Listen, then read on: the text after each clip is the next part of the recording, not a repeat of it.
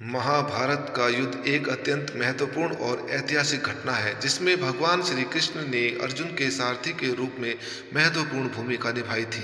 भगवान कृष्ण को सर्वज्ञ माना जाता है, जिसका अर्थ है कि वे भूत, भविष्य और वर्तमान तीनों का ज्ञान रखते थे।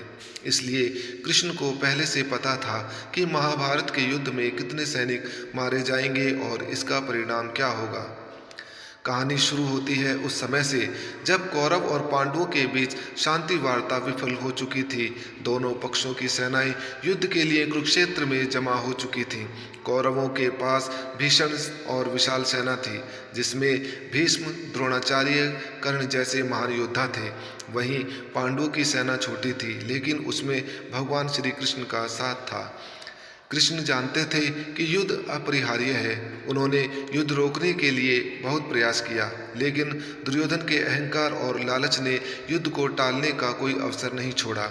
जब अर्जुन युद्ध के मैदान में पहुंचे और दोनों सेनाओं को देखा तो उनका हृदय व्याकुल हो उठा। वे अपने ही परिवार के सदस्यों, गुरुओं और मित्रों को अपने सामने युद्ध के लिए तैयार खड़ा देख नहीं पाए। अर्जुन ने अपने धनुष को नीचे रख दिया और युद्ध करने से इनकार कर दिया। अर्जुन की इस स्थिति को देख भगवान श्री कृष्ण ने उन्हें गीता का उपदेश दिया। इस उपदेश के दौरान श्री कृष्ण ने अर्जुन को यह समझाया कि आत्मा अमर है और शरीर नश्वर है। जो सैनिक युद्ध में मारे जाएंगे वे वास्तव में आत्मा के रूप में ना तो मरेंगे और ना ही नष्ट होंगे, बल्कि उनका केवल शरीर नष्ट होगा। इस ज्ञान से अर्जुन को अपनी जिम्मेदारी और धर्म का बोध हुआ और उन्होंने युद्ध लड़ने का निश्चय किया। महाभारत के युद्ध में सैनिकों की संख्या असीमित थी। हर दिन लाखों सैनिक मारे जा रहे थे। युद्ध के पहले दिन ही भीष्म पितामह ने 10,000 से अधिक सैनिकों का वध किया था। हर दिन इस संख्या में बढ़ोतरी होती गई। श्री कृष्ण, जो समय के पारदर्शी थे, जानते थे कि किस दिन कितने सैनिक मारे जाएंगे और युद्ध किस दिशा में जाएगा। वे न केवल अर्जुन के सारथी थे, बल्कि वे युद्ध की दिशा को भी अप्रत्यक्ष रूप से नियंत्रित कर रहे थे। एक कथा के अनुसार एक दिन युद्ध के बीच में अर्जुन ने श्री कृष्ण से पूछा, हे केशव, आप तो सर्वज्ञ हैं, आपको तो पहले से ही पता है कि कौन जीतेगा और कौन हारेगा और कितने सैनिक मारे जाएंगे, तो फिर क्या यह सब पहले से निर्धारित है? भगवान श्री कृष्ण मुस्कुराए और बोले, हे अर्जुन, यह संसार कर्म भूमि है। यहाँ प्रत्येक जीव अपने कर्मों के अनुसार फल प्राप्त करता है। मैं केवल मार्गदर्शक हूँ। मैं किसी के कर्मों का परिणाम बदलता नहीं हूँ। तुम्हें यह समझना होगा कि यह युद्ध धर्म और अधर्म के बीच है। अधर्म का नाश निश्चित है, चाहे वह कितना भी शक्तिशाली क्यों न हो। जो इस युद्ध में मारे जा रहे हैं वे अपने कर्मों के फल का ही परिणाम अनुभव कर रहे हैं। कृष्ण ने अर्जुन को यह भी बताया कि योद्धाओं की मृत्यु केवल एक घटना नहीं है, बल्कि यह उनके कर्मों का परिणाम है। जो सैनिक अधर्म के पक्ष में है उनका नाश सुनिश्चित है। वही जो धर्म के लिए लड़ रहे हैं उन्हें विजय प्राप्त होगी, चाहे उनकी मृत्यु हो या ना हो। कृष्ण के इस गहन दृष्टिकोण ने अर्जुन को और भी साहसी और आत्मविश्वासी बना दिया। एक अन्य प्रसंग में संजय, जो धृतराष्ट्र के लिए युद्ध का वर्णन कर रहे थे, उन्होंने भी इस बात का उल्लेख किया कि भगवान श्री कृष्ण को पहले से ही पता था कि किस दिन कितने सैनिक मारे जाएंगे।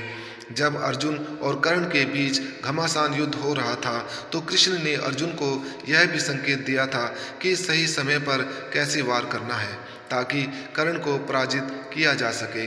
महाभारत के युद्ध के दौरान जब कर्ण और अर्जुन के बीच अंतिम लड़ाई लड़ी जा रही थी, तब कर्ण का रथ धरती में धंस गया था। उस समय कर्ण अपने रथ को निकालने का प्रयास कर रहा था और अर्जुन से युद्ध न करने की विनती कर रहा था, लेकिन कृष्ण ने अर्जुन को आदेश दिया कि वह कर्ण पर वार करे। अर्जुन को यह समझ नहीं आ रहा था कि यह अधर्म जैसा प्रतीत हो रहा था, लेकिन श्री कृष्ण ने कहा कि कर्ण ने भी कई बार अधर्म का साथ दिया है और इस समय यह उचित है। इस प्रकार श्री कृष्ण ने हर समय यह सुनिश्चित किया कि धर्म की विजय हो और अधर्म का नाश हो। वे जानते थे कि इस युद्ध में कौन मरेगा और कौन बचेगा। उनकी दृष्टि केवल योद्धाओं की मृत्यु तक सीमित नहीं थी, बल्कि वह यह भी जानते थे कि इस युद्ध का अंतिम परिणाम क्या होगा और कैसे यह धर्म की स्थापना के लिए आवश्यक है।